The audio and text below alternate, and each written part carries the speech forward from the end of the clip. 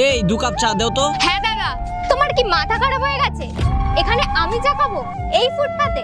আর তোমার একে দেখে মনে হচ্ছে এ ভালো চা বানাতে পারবে? No ma'am, I can make a good tea for you. আরে বাহ, চাওয়ালার মেয়ে আবার ইংলিশও বলতে পারে। ওই দুটো ইংরেজি শিখে নিজেকে মহান ভাবছিস, ঠিক করে তো চাও বানাতে পারিস না।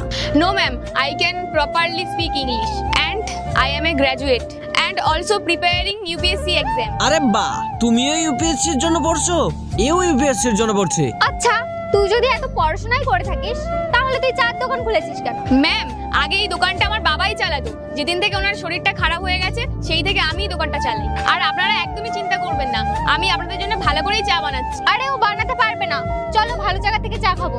আরে তুমি কেন চিন্তা করছো? ও তো বললোই আমাদের জন্য ভালো করে চা বানাবে, আর যদি না বানাতে পারে তাহলে আসবো না। ঠিক আছে, তাহলে বানা 2 কাপ চা। কত সময় লাগবে সেটাও জানি না।